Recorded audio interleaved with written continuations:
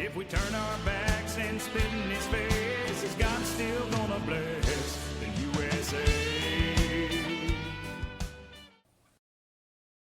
A missionary once visited a shepherd in the Middle East and noticed something strange. One sheep had a small bell tied around its neck. The shepherd explained, "That sheep stays closest to me. Wherever I go, he follows, and wherever he goes, the others follow him." The missionary asked, "What do you call that sheep?" The shepherd smiled.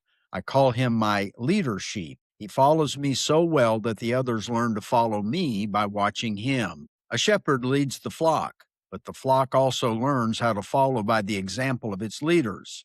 That's true in shepherding, it's true in church life, and it's certainly true throughout Scripture. Greetings, Patriots. I'm Perry Green, and this is God in America, where we remember that faith shaped our freedom, and freedom stands strongest when we are anchored in truth. Recently, we dealt with God's rebuke of the unfaithful shepherds in Ezekiel 34. Today, we turn to the opposite picture, the kind of leadership Christ desires for his church and the kind of faithfulness America needs for her people. Let's notice these marks of a godly shepherd. Mark number 1. A godly shepherd feeds the flock. Jesus told Peter 3 times in John 21, "Feed my sheep, feed my lambs."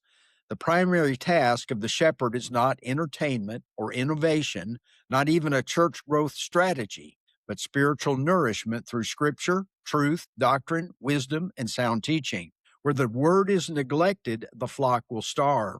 Early American ministers understood this. Puritan pastors spent hours each week studying Scripture because they believed the soul of the nation depended on a well-fed church. A shepherd who does not feed the people is not a shepherd, he's a hireling. How do today's pastors compare? Mark number 2. A godly shepherd knows the sheep. Jesus said in John 10, verse 14, "I know my sheep, and my sheep know me." A shepherd is not a CEO making decisions in an ivory tower as a distant bureaucrat.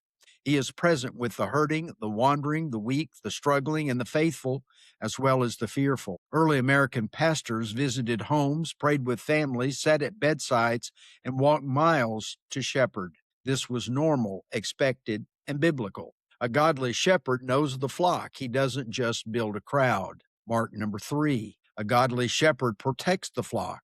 In Acts 20, verses 29 and 30, Paul gives one of the strongest warnings to the Ephesian elders. He said, "Savage wolves will come in among you." And then he went on and said, "Even from your own number, men will arise and distort the truth."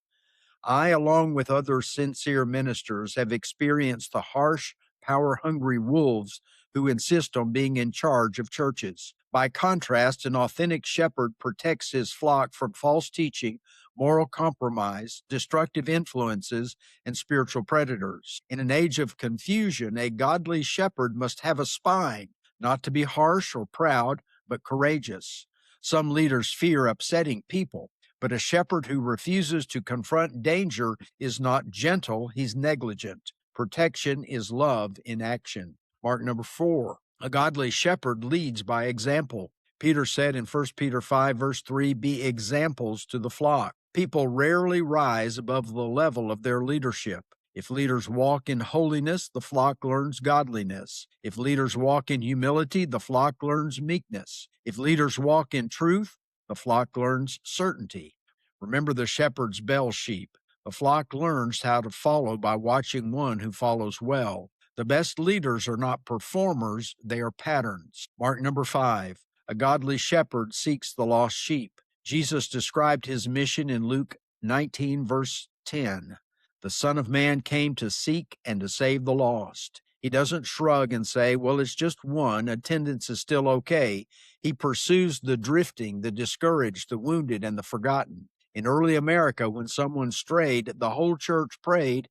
Pastors and elders went after them with compassion and conviction. A shepherd who will walk the hills for one soul is a shepherd after God's heart. And Mark number 6, a godly shepherd lives under the chief shepherd. All good shepherding begins with this truth. A pastor is not the owner, he's the steward. Christ is the chief shepherd. 1 Peter 5, verse 4 promises, when the chief shepherd appears, you will receive the unfading crown of glory. Our nation's future depends on the spiritual health of its people, and the spiritual health of the people depends on the shepherds who guide them. Well, thank you for joining me today. Until next time, let's keep the light of following godly shepherds burning.